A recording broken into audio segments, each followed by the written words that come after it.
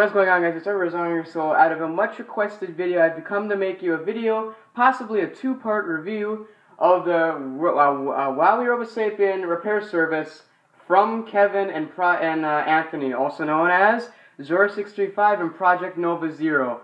They're both part of the Robot Revolution X team, and they had my back in this. However, they did not do the best jobs in the first two generations of repairs, but in the third generation, they completely turned it all around, which I will explain in the video. First generation of repair. What he did was fixed up the wires by using by using electrical tape. So he electrical taped the wires, had them coming out of here, had the butt removed, and they were fished up through there. So he could not get much mobility, and it was really stiff back there. The legs did not thrust back and forth very well, and in some case the crotch sensor cracked, so he was always positioned like that.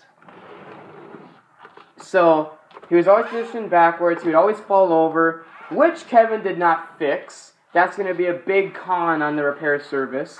But here, so the first repair done, generation 1, like I said. Fix up wires with a crappy excuse of electrical tape. It was alright, it wasn't too terrible. It got the job done, it was able to work, it was working at a substantial point where it was usable. He also tuned it up, got it working, and I got it back, and it was a meh working V2. He also modded the eyes green. My review on Generation 1 of the repair service is a 2 out of 10. 2 out of 10 because, one, he did it to me for free. So it was basically a free birthday present. So that's why I'm giving it a 1, is because it was free. If this costed $100, I would have demanded my money back. Because I wound up having to send it to him again, and that's the third generation of repair. So, the reasons why I gave him 2, the second point is because he modded the eyes for free, and then he fixed it up.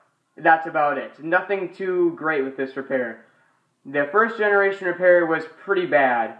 It got the job done, though. It worked for a few months, and then it broke. Alright. Moving on to Generation 2. Plate number 2. This is Generation 2 of the repair service. Kevin's repair service had a new dawn of time. Rather than soldering holes in the back of it, these are taped on, in case you're wondering. I'll explain why those wires are taped on there. He cut off the butt, as you can see. There's a big hole, big gaping hole in the back, where all the wires are dangling onto there, and they're all fished up there. It's kind of the same technique he had with the red first gen. This was a pretty bad way of fixing it. Now, I do realize that he was going to do Generation 3 repair for me, but I didn't want to wait that long, and it also took Kevin a hell of a lot of time to fix this thing in the first place, but he did get it done, so that's great. He painted it unexpectedly, which is going to cost him some points, because I never requested it to be painted. It looks cool, but I did not want it painted.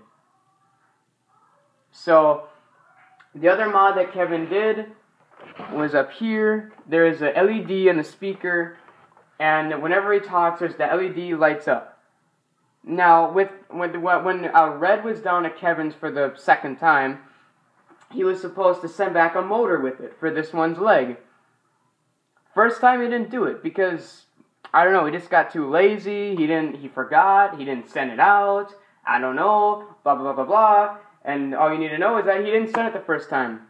So when I got Red back, I didn't have a motor to put in this guy. So I wound up having to chew out Kevin and yell at him, and then I finally got the motor, but then Kevin sent the crappy motor. It was a motor that was coated in glue and had like 2 or 3 resistors on it, and it would not work. It wound up actually frying out the circuit board. Not completely, but at a point.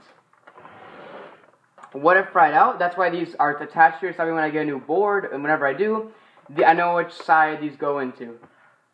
So basically, both legs do not move anymore. So legs are fried, not because I unplugged them, because the motor fried out the circuit board. And now these arms, these two arms do not always move. The wrists. They do not always turn left and right. Diagnostic initiated.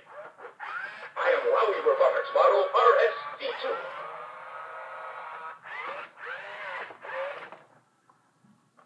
So the other thing that Kevin did was fix the spring in the side, but it broke. It's basically breaking again.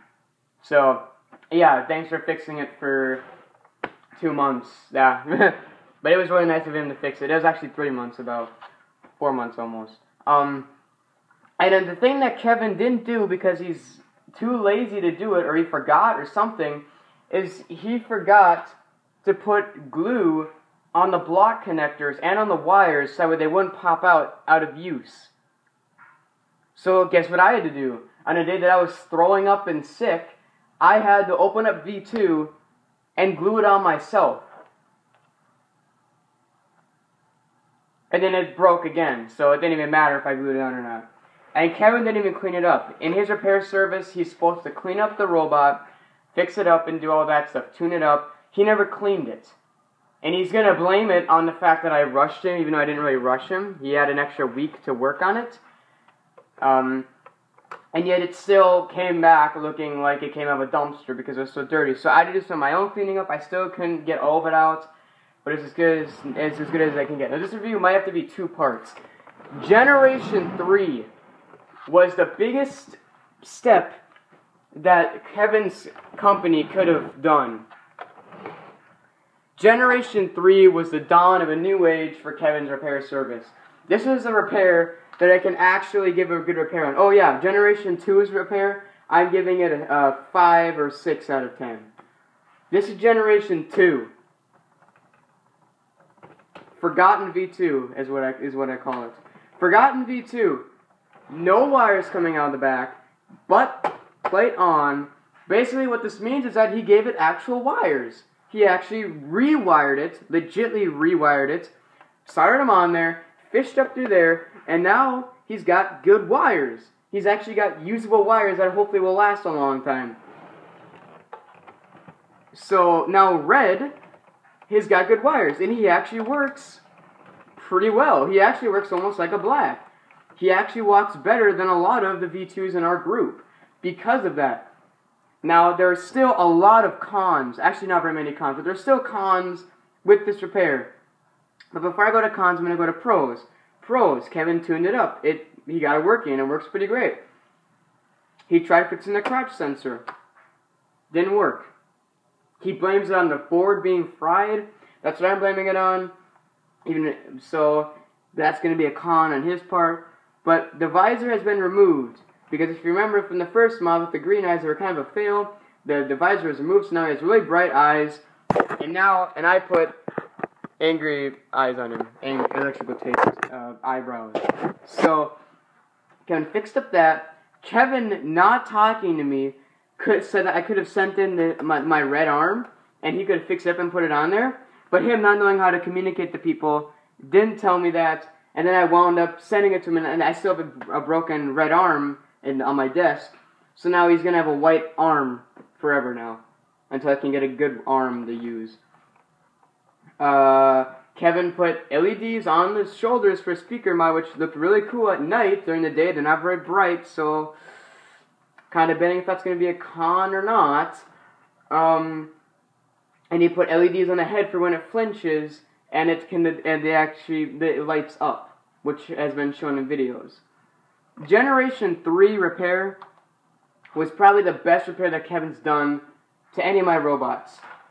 From Chrome Sapien, clearing Chrome Sapien, to V2 right away, then evolving. I mean, this is the best repair he could have done. That's why I'm giving his third repair an 8 out of 10. I'm giving it an 8 out of 10 because he didn't fix the crotch sensor, so it still falls over. I still have to hold it in the dance. And then the other point is the fact that he couldn't frickin' tell me that I could have sent in the red arm to get it fixed. And also because he didn't send the motor back with this guy. And then he wound up sending me a motor as a cheap excuse, and then he wound up breaking. So this was also free. All my repairs have been done for me for free. Which is also why I'm not giving most of these a 0 out of 10. However, I still had to pay $32 to get this guy sent down, $22 to get the other one sent down, and then Jordan, I think his grandma was nice enough to send this down right away, for the first repair, and then it got sent back to me. Well, 8 out of 10 for first generation. I mean, not first generation. 2 out of 10 for first gen repair. 6 out of 10 for second generation repair. 8 out of 10 for third generation repair. That's the baseline of the review. Stay tuned for the next part of the video where I'm going to talk more about pros and cons of generation 3, 2, and possibly 1. And I'll also talk about what stuff my YouTube friends are doing just because I'm making this review. Stay tuned for the next review.